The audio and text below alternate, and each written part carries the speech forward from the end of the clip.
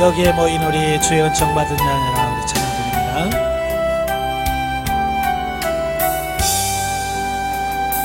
여기에 모인 우리 주의 은총 받은 자여라. 주께서 이 자리에 함께 계심을 아노라. 언제나 주님만을 찬양하며 따라가리니 시험을 당할 때도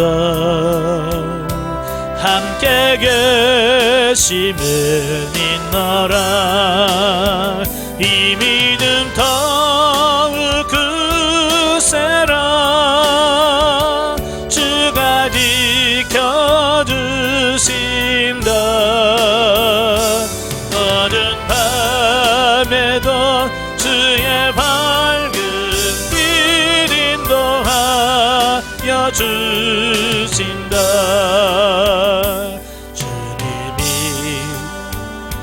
하시니 헤아리기 어렵더라도 언제나 주 뜻 안에 내가 있음을 아노라. 사랑의 말씀들이 나를 더욱 새롭게 하니 때로는 넘어져도 최후 승리를 믿노라. 이 믿음 더욱 굳세라. 주가 지켜주신다. 어두운 밤에도 주의 밝은 빛 인도하여 주신다. 여기에 모이느리 사랑받는 주의 자녀라. 주께서 뜻하시니 그일 통해 펼치신다. 고통과 슬픔 중에 더욱 주님 의지하오니 외로움을 이겨내고 주님 더 찬양하라. 이 믿음 더욱 굳세라. 주가 지켜주신다. 어두운 밤에도 주의 밝은 빛 인도하여 주신다. 아멘. 기도하겠습니다. 은혜로우신 아버지 감사합니다. 오늘도 우리를 사랑하셔서 귀한 곳으로 인도하시고 사도행전 17장의 말씀을 같이 상고할 수 있도록 우리 주셔서 감사합니다. 오늘도 말씀 나올 때 그 말씀들이 살아있는 말씀이요 생명의 말씀이 될 수 있도록 성령님 도와주옵소서. 시종을 맡겨오며 예수님의 이름으로 감사하며 기도합나이다. 아멘. 이 시간에는 우리 사도행전 17장 보도록 하지요.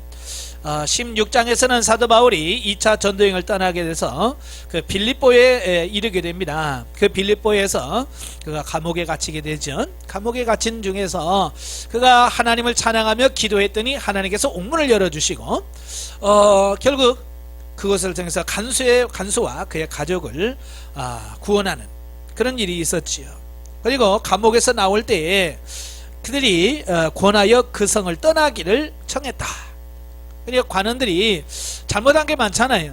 그러니까 사도 바울을 회유해서 빌립보를 좀 떠나달라고 사정을 합니다. 그래서 사도 바울이 그 빌립보를 떠나서 그 다음 성인 데살로니가로 가게 되어지죠. 자, 1절부터 9절까지 보면 바울의 데살로니가에서의 전도 사역에 대한 말씀을 합니다.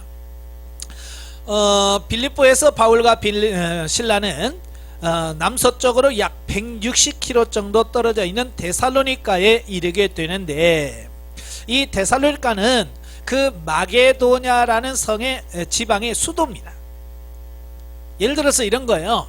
그러니까 전라북도의 어쩌면 수도라고 할 수 있는 전주시가 있잖아요. 이런 거예요. 경상도의 부산, 전라남도의 광주, 경상북도의 대구처럼 그 한 지역의 수도 역할을 하는 큰 도시라 그 말이에요.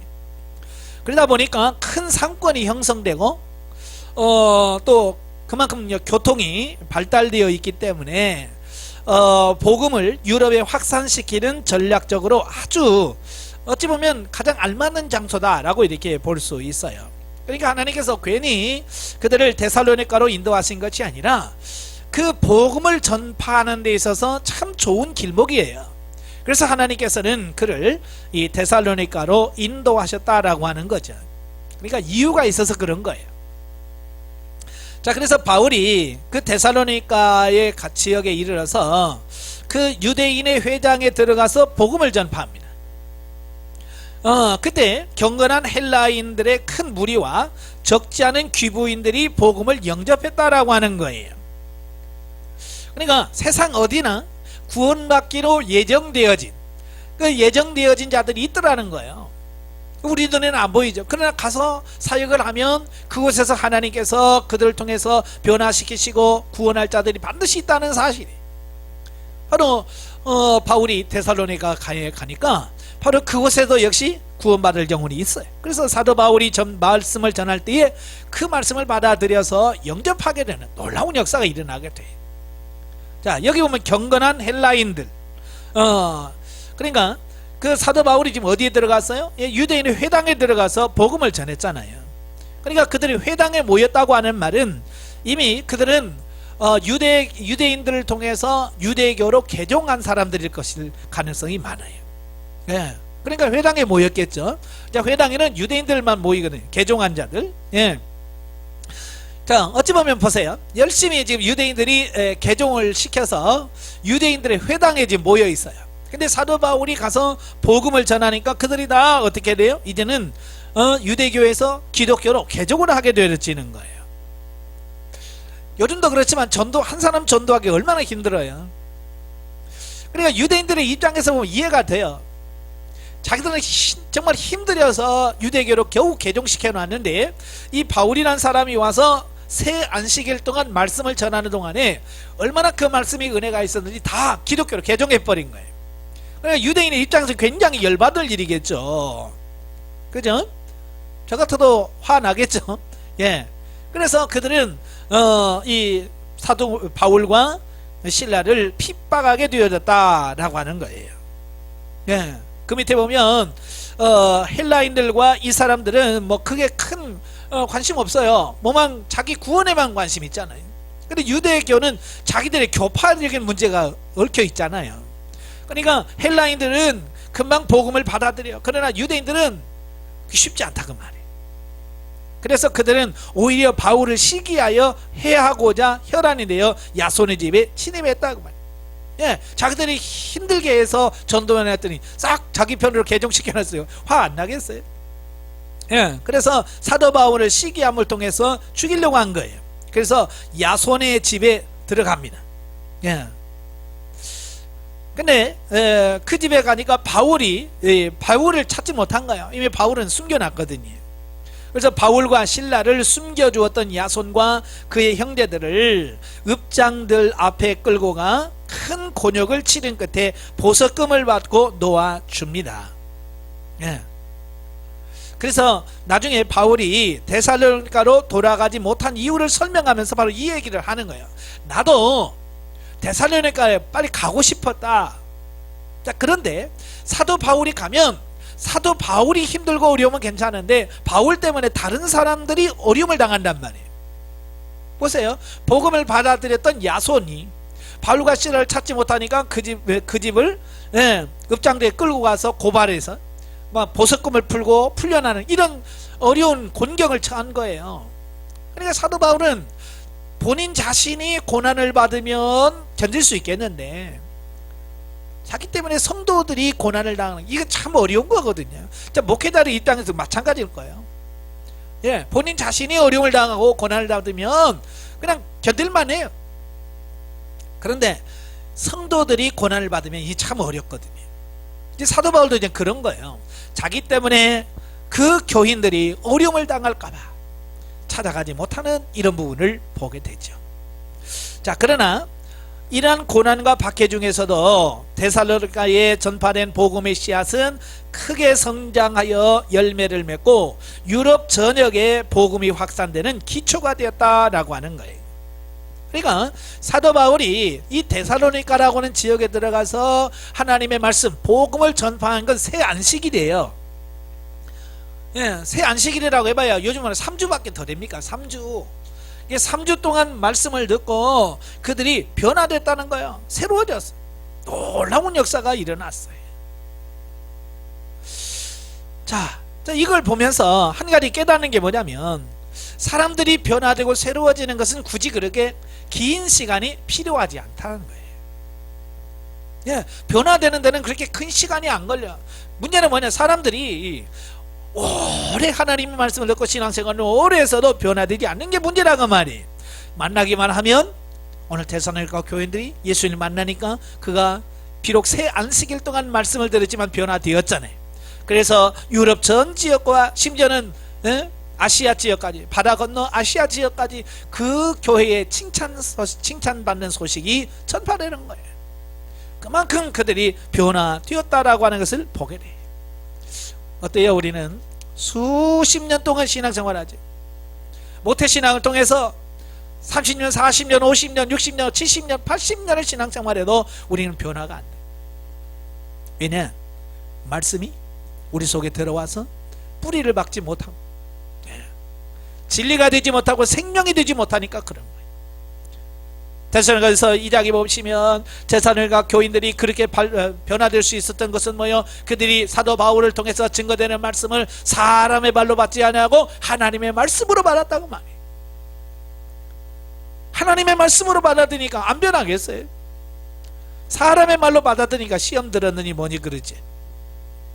하나님의 말씀을 하나님의 말씀으로 받아들일 수 있기를 바랍니다. 물론 이렇게 데살로니가 교회 성도들이 짧은 기간 동안에 변화될 수 있었던 것도 하나님의 은혜죠. 하나님의 전적인 은혜예요. 그렇지만 그들이 그 말씀을 얼마나 사모했는지, 그리고 얼마나 그 말씀을 진리로 받아들였는지, 그게 중요한 거죠.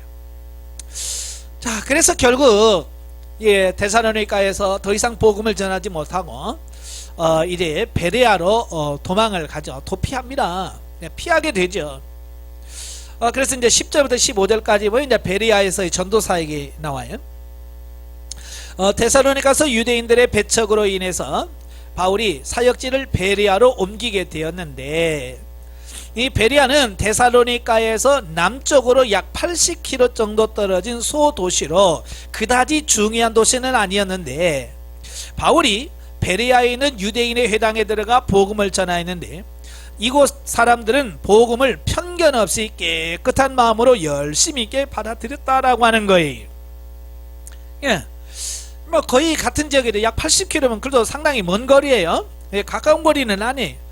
그런데 이 데살로니가 지역 사람들처럼 그렇게 강하지는 않았어. 그래서 하나님의 말씀을 받아들인 거예요. 특별히 복음에 대한 편견이 없이 깨끗한 마음으로 받아들였다라고 하는 거예요. 그래서 그들은 하나님의 말씀을 받아들여서 어떻게 했어요? 그런가 하여 날마다 성경을 뭐 했다고? 상고함으로. 바울의 말을 듣고 날마다 그 말씀을 상고했다는 거예요. 상고. 이게 상고라고 하는 말은 자세하게 참고하거나 검토하라, 그런 뜻이에요. 그러니까 성경 말씀을 그냥 대충 훑어보는 게 아니고 정말 그런가? 사도 바울이 전한 이 복음이 진짜 맞나? 구약에서 말씀하는 바와 바울이 전한 복음이 하나 되나? 자, 이것을 아주 신중하게 검토한다는 거 말이에요. 또 서로 비교하여 고찰하다, 그런 뜻이에요. 그러니까 이미 그들은 유대교로부터 개종 받은 사람들이잖아요. 예, 유대인이거나 아니면 유대교를 개종한 사람, 이들은 다 뭐예요?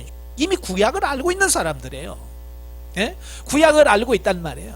근데 사도 바울은 구약을 통해서 지금 뭘 전하는 거예요? 복음, 신약을 전하는 거예요.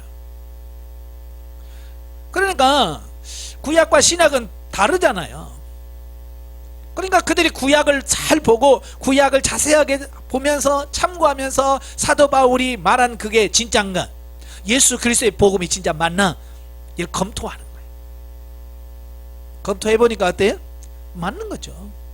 예, 검토하니까 맞아. 그러니까 그들이 그 말씀을 듣고 믿기 시작하는 거예요.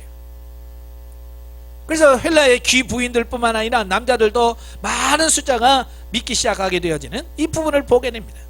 자, 이걸 통해서 즉 이들은 바울이 전한 복음과 구약의 말씀을 진지하게 고찰한 후 객관적으로 복음을 옳다 인정함으로써 예수 그리스도를 영접했다라고 하는 거예요. 굉장히 중요한 거예요. 그냥 맹목적으로 아멘 하고 따라가는 게 아니란 그 말이에요.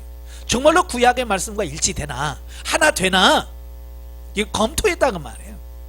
검토해서 맞다, 그러니까 어때요? 이제는 거기에 올인할 수 있는 거죠. 우리도 마찬가지예요.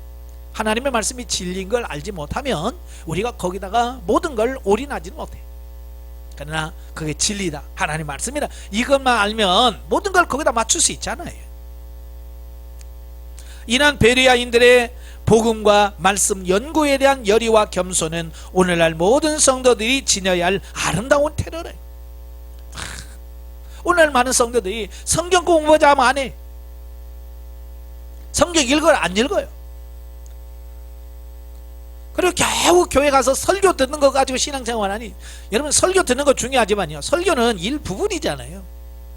성경 말씀을 우리가 정확하게 알지 못하면 우리가 바른 신앙을 형성할 수가 없어요. 왜 우리 한국교회에 왜 이렇게 이단만 들으면 흔들리냐? 말씀이 없어요. 말씀에 깊이가 없는 거예요. 그래서 누가 와서 이 말하면 귀가 솔깃하고, 또 저 사람이 저 말하면 솔깃하고, 왜? 진리를 모르기 때문에 그런 거예요. 그래서 영적으로 성장하면 반드시 하나님의 말씀을 읽고 묵상하면서 연구하면서 정말 그러한가, 그리고 그 말씀을 기초로 한 그 신앙이 되어야 된다, 그 말입니다. 많은 사람들이 맹신한다고 그러잖아요. 맹신은 뭐예요? 맹목적으로 믿는 거예요. 그냥 알지도 못하면서 그냥 가슴만 뜨거운 거예요. 그러니까 그런 사람은 이단에 가서도 참 열심히 해요. 가슴은 뜨겁거든요. 그러니까 이게 잘 되는 게 아니에요. 이건 중요한 부분이에요. 우리도 하나님 말씀을요 항상 그러한가 하여 상고하는, 그래서 진리 안에 거하는 그런 삶이 굉장히 중요한 겁니다. 바울이 베레아에서도 복음을 전하고 있다는 소식을 들은 데살로니가의 유대인들은 80km가 떨어져 있음에도 불구하고 여기까지 쫓아와서 사람들을 선동하고 전도 사역을 방해합니다. 이들도 열성은 대단해요. 80km, 지금도 80km라면 우리가 차를 타고 1시간 정도 가는 거리잖아요. 예. 자, 굉장히 먼 거리예요. 자, 그런데 그때 당시는 뭐 지금 뭐 차로 가니까 그렇지만 예전에는 뭐 80km 낙이 타고 말 타고 가면 꽤 걸리거잖아요. 그런데도 그들은 뭐요? 거기까지 쫓아가는 그 열정을 보인다 그 말이에요. 그러니까 이건 잘못된 열심을 말하는 거예요. 그러니까 열심도 두 가지 열심이 있어요. 육신의 열심과 하나님의 열심이 있어요. 육신의 열심은 잘못된 열심인데요, 그 잘못된 열심은 내면 낼수록 우리가 어려운 거예요. 힘든 거예요.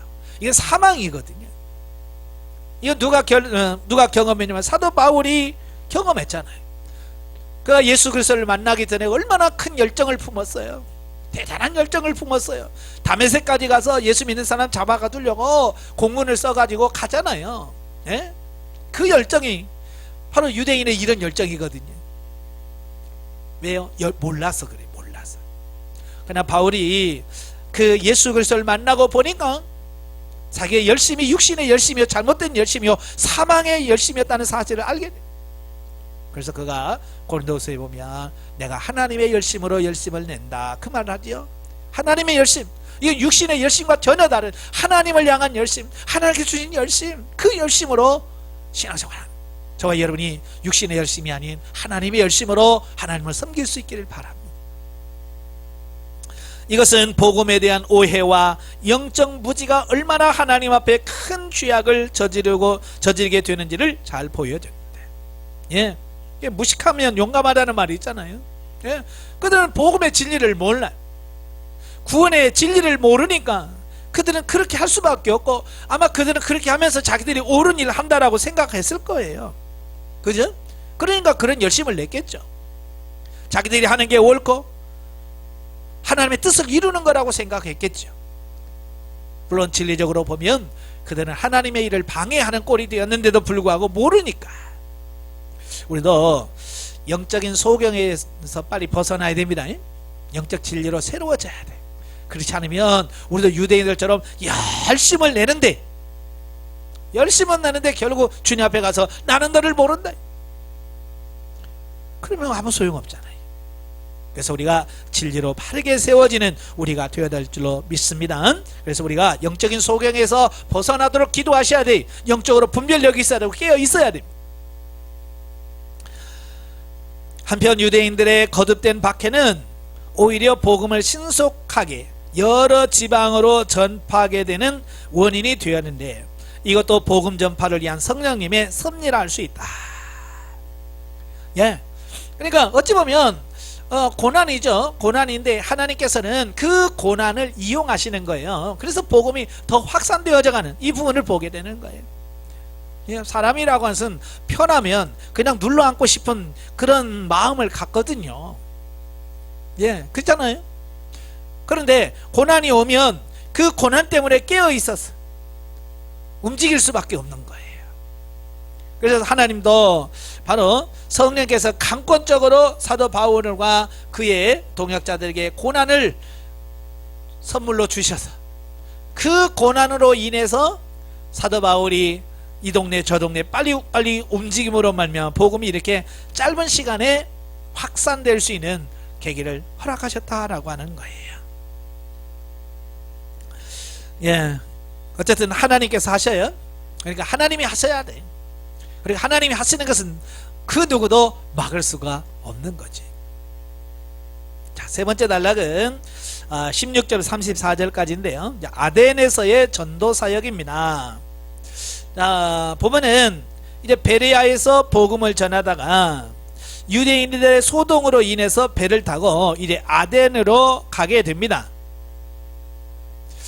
아덴은 그 아가야 지방에 있는 헬라 문화의 중심지로 그 당시로는 최고의 학문과 철학, 예술로 유명한 곳이에요. 그러니까 머리 똑똑하다라고 생각한 사람은 다 모이는 곳이에요. 예, 머리 좋다, 뭔 좀 안다, 예? 뭐 이런 사람들은 다 모이는 곳이죠. 그러니까 별의별 사람들이 다 모였겠지요. 예. 그런데 사도 바울이 이 베레아에서 아덴으로 갈 때 얼마나 급박하게 갔는지 실라와 디모데는 남겨두고 바울만 피신해요. 왜냐하면 유대인들은 이 바울이 목적이잖아요. 예? 바울만 처단하려고 하는 어떤 그런 부분이 있었기 때문에 바울만 피하고 디모데와 실라는 피하지 못한 상태예요. 이게 얼마나 그 상황이 긴급했는지 아시겠죠? 특별히 그 아덴의 그 철학적 사과, 그때 당시에 그 철학을 주관했던 두 파가 있어요. 예, 하나는 에피쿠로스 학파와 스토아 학파인데, 이 에피쿠로스 학파는 인간의 쾌락을 최고의 덕으로 삼는단 말이에요. 그러니까 사람이 즐겁게 살자, 행복하게 살자, 그 외에는 없다. 그래서 뭐든지 행복하면 되는 거예요.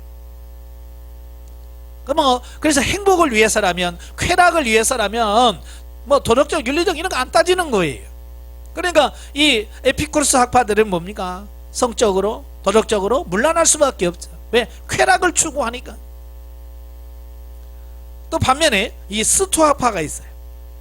이 스토아파는 이 에피쿠로스 학파는 또 반대예요.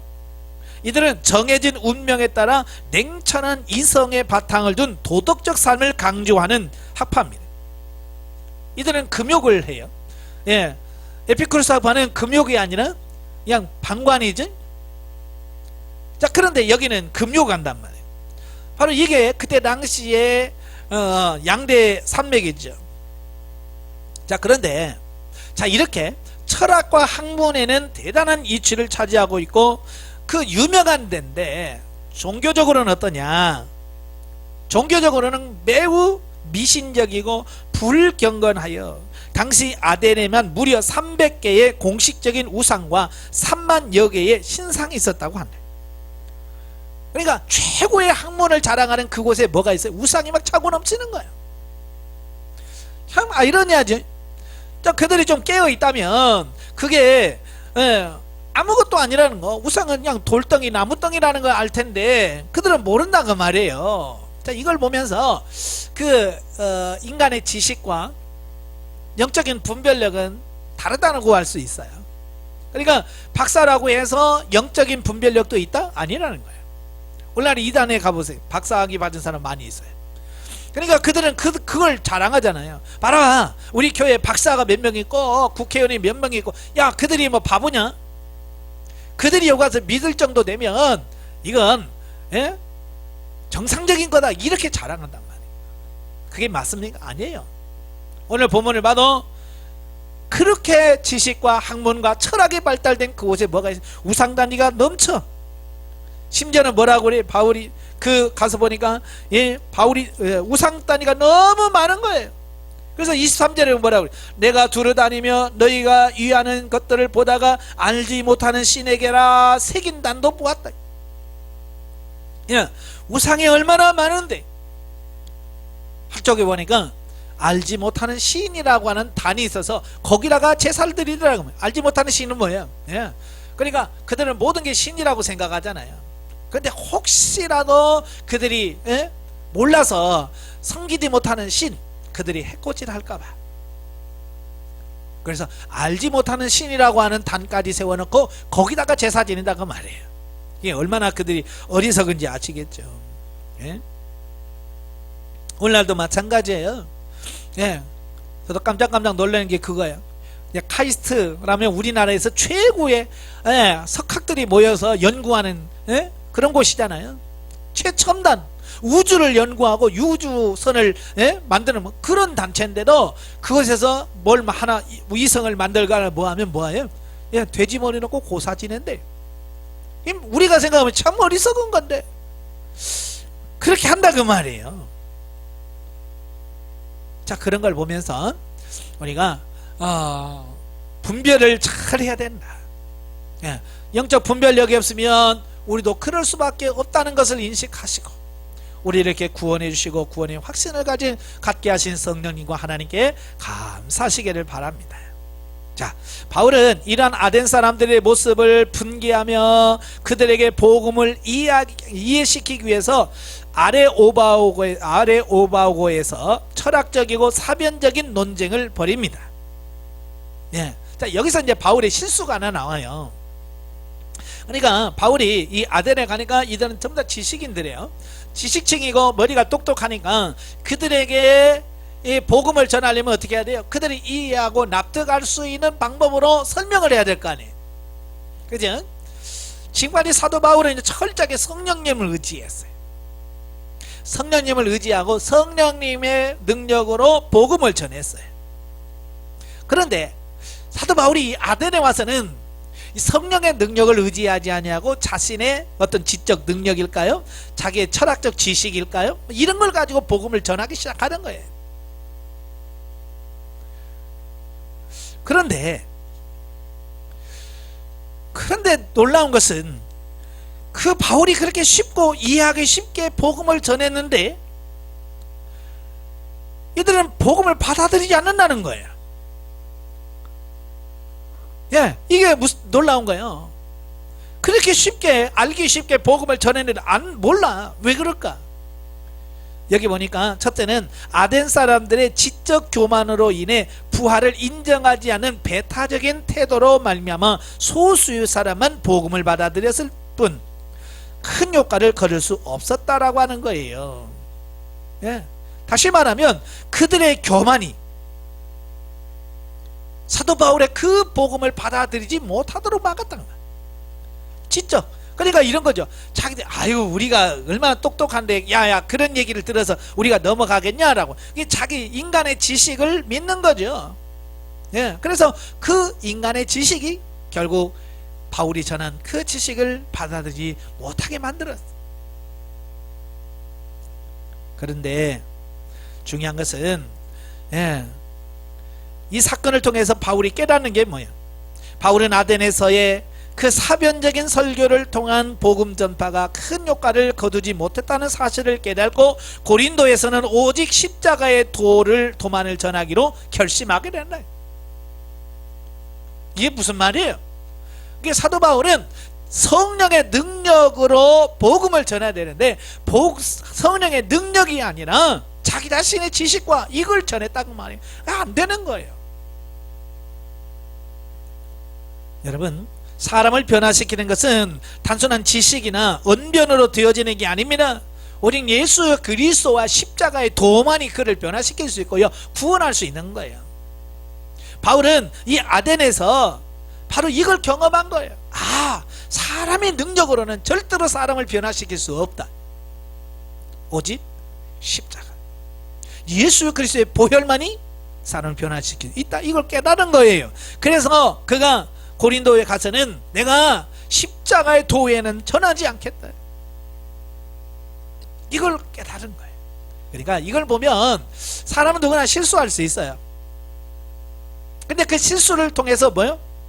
바울처럼 깨달으면 되는 거예요. 깨닫고 변화되어서 이제 하나님의 뜻대로 살면 되는 거거든요. 그러니까 실수를 두려워하지 마라 그 말이에요. 실패를 두려워하지 말고 그걸 통해서 내가 배우고 깨달으면 그게 도리어 내게 유익하다는 걸 꼭 깨달으시기를 바랍니다. 자, 그래서 다른 데서는 다 교회를 세웠어요. 그렇게 핍박이 심한 데살로니가에서도 새 안식일 동안 복음을 전하고 교회를 세웠어요. 그런데 이 아덴에서만큼은 어때요? 교회를 세우지 못해요. 물론 소수의 몇 사람은 전도했어요. 복음을 전했어요. 그래서 34절에 보면 몇 사람이 그를 가까이 하여 믿으니 그 중에는 아레오바고 관리 디오누스이오와 디마리라 하는 여자와 또 다른 사람도 있었더라. 이 몇 사람은 구원했지만 교회를 세울 만큼은 아니었습니다. 우리도 성령의 능력을 의지하시길 바라요. 성령께서 하셔야 돼요. 자, 영적에 봅니다. 사도 바울은 유대인이든 헬라인이든 또는 철학자나 지식인, 정치인들 앞에서 복음을 전파해야 할 상황에서는 그들을 굴복시키고 복음의 위대함을 알릴 수 있을 만큼 철저하게 세워졌다. 예. 우리도 누구에게나 복음을 전할 수 있는 이런 지적인 것도 우리가 준비할 수 있어야 돼요. 왜냐하면 다른 사람들은 허무맹랑한 어떤 신화와 같은 얘기로 받아들일 경우가 많거든요. 예? 오늘날 우리는 사도 바울에게 우리가 그리스도 안에서 어떻게 부단히 세워가야 하는지를 배워야 한다. 왜냐하면 자신이 세워진 것만큼 남을 세울 수 있거든요.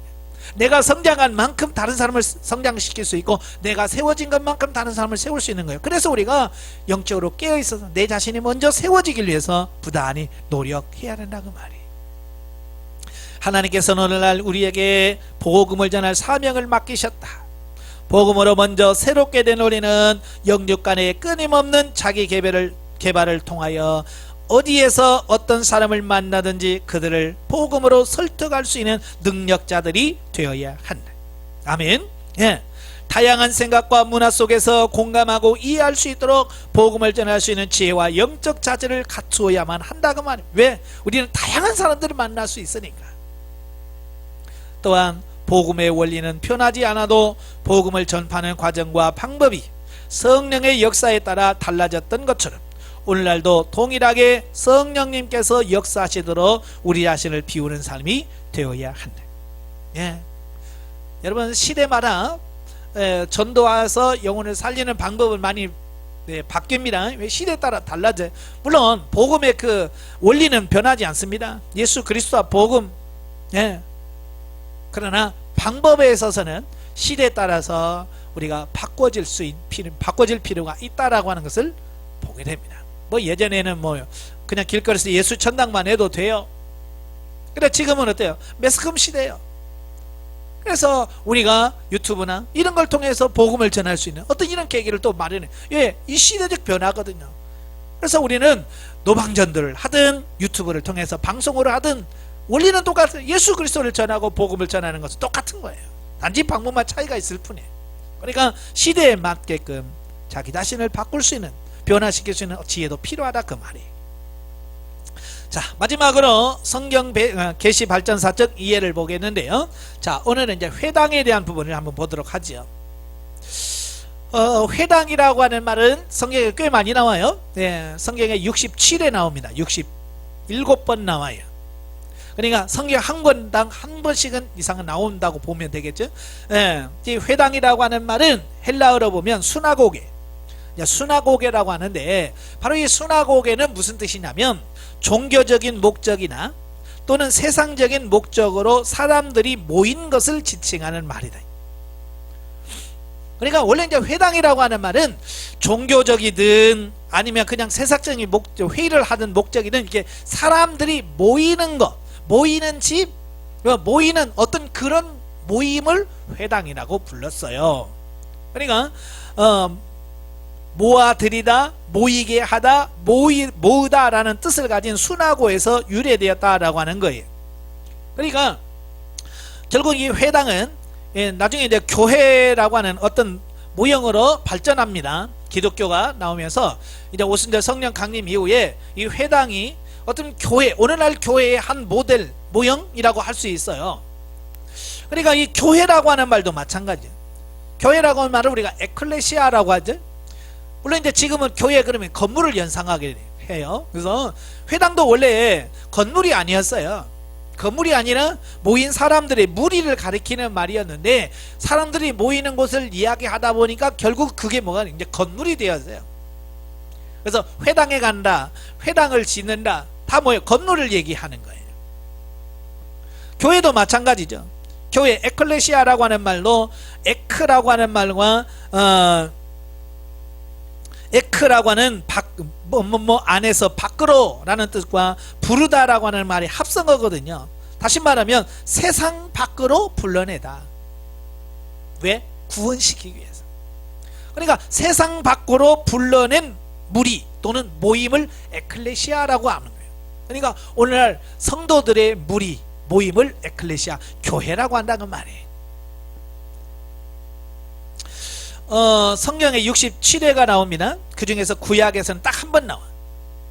시편 74편 8절에 딱 한 번 나오고요. 그 나머지는 모두가 다 66회는 신약 성경에 나온다라고 이렇게 보면 되겠어요. 그 회당은 언제부터 지어졌을까? 이제 회당의 기원에 대한 부분은 이제 크게 두 가지 설이 있어요. 이제 하나는 모세가 회당을 세웠다라고 하는 설이 있어요. 유대인의 유명한 역사가인 요세푸스가 주장하는 설인데요. 모세가 세웠다. 보면 이제 출애굽기에 보면 그 모세가 그 성막을 짓기 전에 그가 하나님과 만나기 위하고 백성들과 만나는 장소로 세웠던 장소가 하나 있어요. 그 회막이라고, 이 진 밖에 세웠어요. 진 밖에 회막을 세웠거든요. 그러니까 이 회당이 이 회막의 후속대로 세워진 것이다. 그러니까 회당은 누가 세웠냐? 모세가 그때 당시 회막을 세움을 통해서 세웠다, 이렇게 주장합니다. 또 하나는 바벨론 포로 생활 기간 중에 세워졌다는 설이 있어요.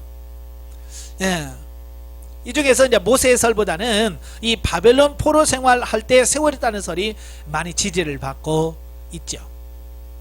그러니까 예루살렘 성전이 있을 때는 모든 교육이나 예배나 제사나 모든 것이 성전을 중심으로 이루어졌어요. 그런데 586년 성전이 무너졌어요. 무너지고 바벨론으로 끌려갔지요. 바벨론 끌려가니까 이제 성전도 없지요. 그러니까 제사도 못 드리죠.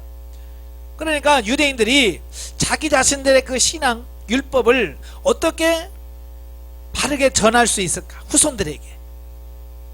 그래서 유대인들이 자기들끼리 모여서 율법 교육도 하고 후손들에게 계속 율법을 전승시키기 위해서 그 어린아이들에게 하나님의 말씀을 전하기 위한 장소가 필요했던 거예요. 그래서 세운 것이 뭐냐? 그게 회당이에요. 네, 그래서 바로 이 성전을 대신하여 유대인들의 예배 중심지의 역할을 하였다, 그 말이에요. 그 다음에 율법 교육과 또 유대인들끼리의 어떤 교제, 어떤 그런 장소로 이 회당이 사용되어졌어요. 그리고 중요한 것은 이 회당은 초대교회의 형성과 조직에 이바지했다고 할 수 있다.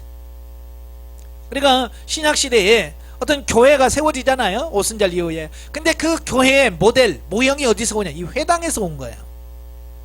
그래서 구조라든지 어떤 제도라든지 조직이라든지, 자, 이런 게 많이 이제 교회에 많이 들어와요. 그래서 교회 장로를 세우게 되고 집사를 세우게 되고 한 모든 것들이 뭐냐, 이 회당의 조직에 좀 변형되어진 기독교화된 어떤 그런 부분이라고 보시면 되겠죠. 이 회당을 보면 크게 세 가지로 우리가 나눌 수 있어요. 첫째는 회당과 교회가 아주 공존하는 시기, 그러니까 공존에는 서로 싸우지 않고 구분이 없이 그냥 하나가 되었던 시대가 있어요.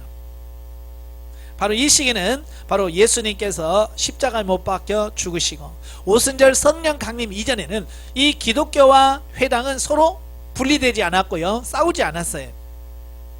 네. 그래서 이때는 예수님께서 주로 사역을 하실 때 어디서 사역을 했는가? 자, 1번 보시면, 자, 마태복음 4장 23절에 보면 예수님께서 회당에 들어가셔서 말씀을 하셨다는 말씀이 나와요. 4장 23절 보시면 예수께서 온 갈릴리에 두루 다니사 그들의 회당에서 가르치시며, 회당에서 뭐 하셨다고요? 가르쳤어요. 그 다음에 천국 복음을 전파하시고 백성들 중에 모든 병든거가 아약한 것을 고치셨다. 어디서? 회당에서. 예수님께서 이렇게 회당에서 말씀을 가르치고 전하셨어요. 왜? 유대인들이 모이니까 자연스럽게 그곳에 가서 말씀을 전하시게 되는 어떤 이런 부분들을 보게 됩니다. 그래서 안식일만 되면 유대인들이 다 회당에 모이잖아요. 그 모인 자리에서 말씀을 전하는 게 얼마나 좋아요. 예. 그 다음에 9장 35절 9장 35절에도 마찬가지예요. 예수께서 모든 도시와 마을에 두루 다니사 그들의 회당에서 가르치시며, 그들의 회당에서 가르치셨다라고 말씀합니다. 또 12장 9절에 보면 거기서 떠나 그들의 회당에 들어가시니, 계속 예수님께서는 동네 돌아다니면서 어딜 찾으셨어요? 회당을 찾으셨어요. 왜? 회당에는 자연적으로 사람들이 모이고 또 어린 아이들도 모이고, 그러니까 그곳에 가서 하나님의 복음을 전해요. 바로 이것을 누가 그대로 따라하냐면 바울이 그래요. 그래서 바울이 1차, 2차, 3차 전도여행을 하면서 바울은 어느 동네 가든지 먼저 찾는 곳이 유대인들의 회당이에요. 그 회당에 들어가서 모인 자들에게 하나님의 복음을 전한 거지. 바로 예수님의 그 방법을 그대로 따라서 했다라고 보시면 되겠어요. 자, 이때는 예수님 당시 때만 해도 예수님과 했지만 이 회당과의 관계는 그렇게 나쁘지 않았어요. 근데 예수님께서 마태복음 23장에서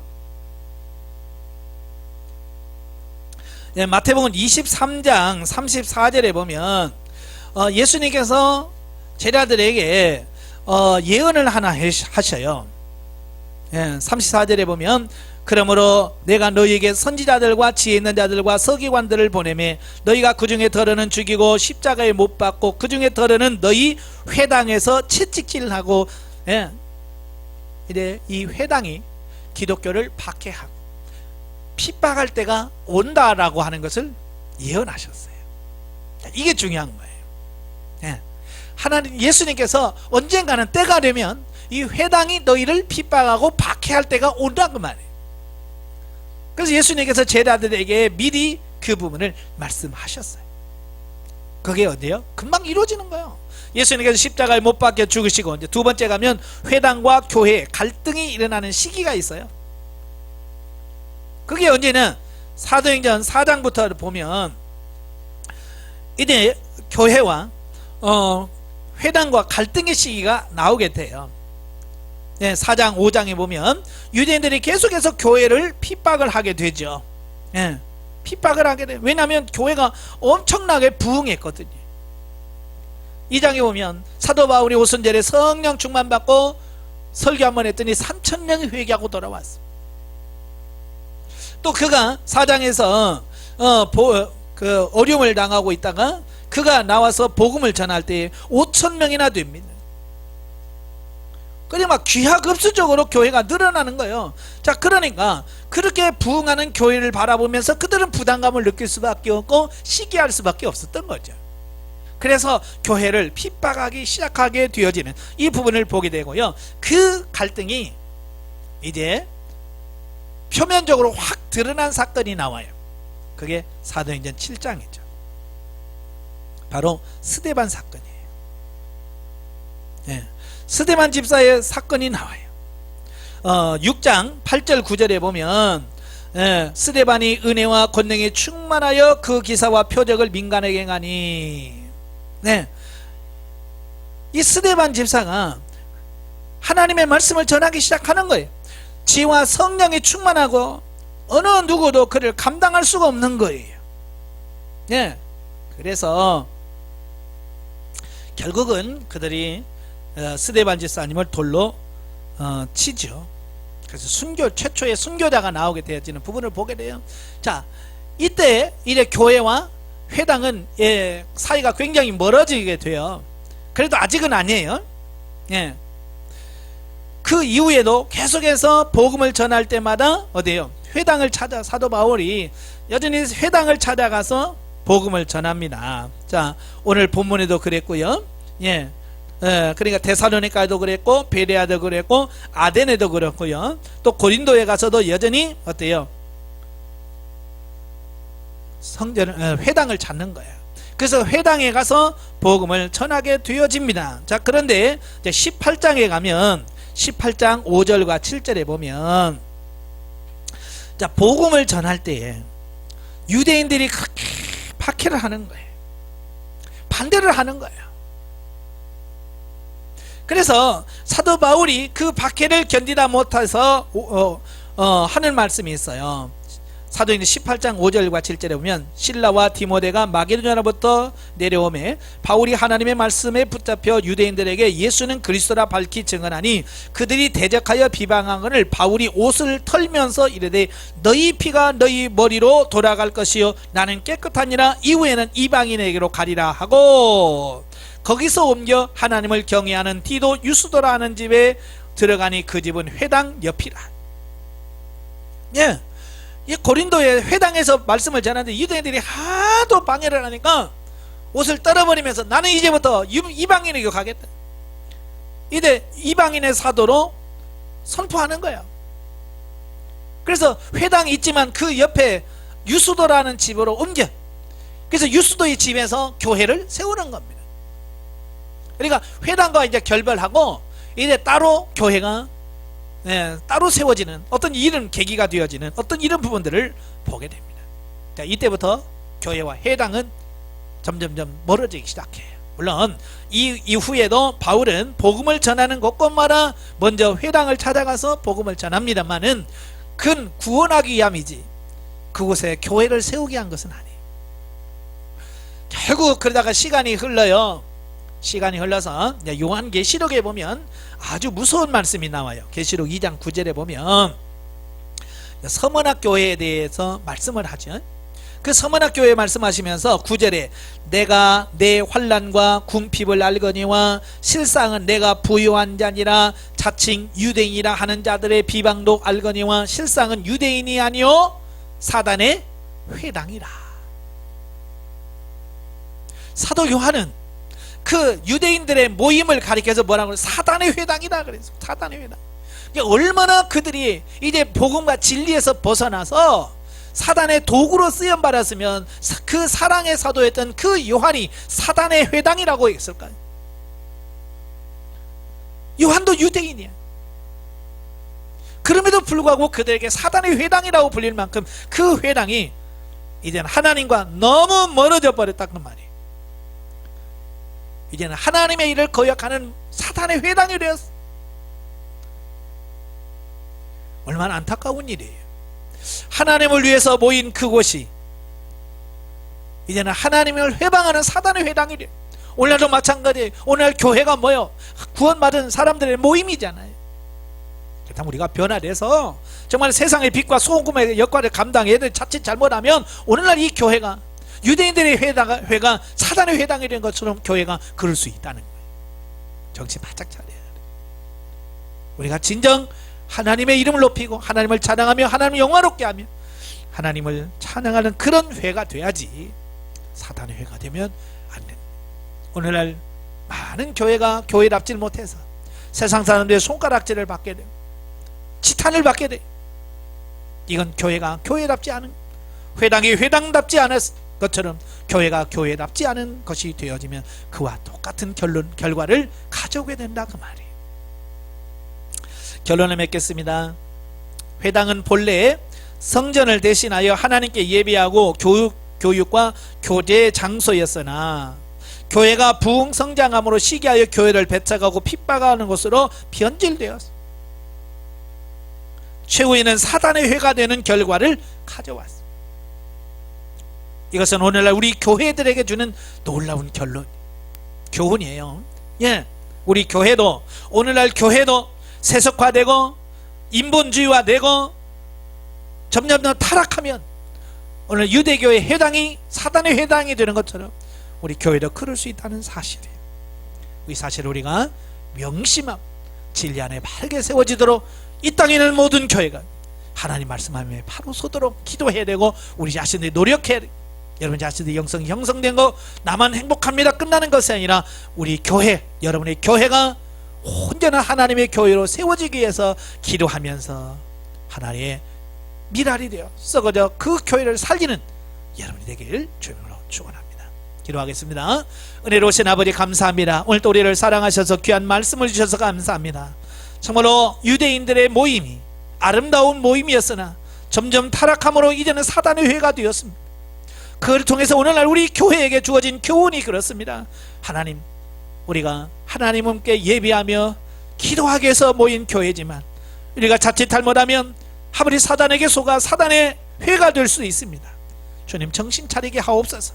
먼저 믿는 우리가, 훈련받은 성장한 우리가 우리 교회에서 아버지 하나님 믿어같이 썩어져 교회를 살리는데 힘쓰는 우리 모두가 될 수 있도록 도와주시옵소서.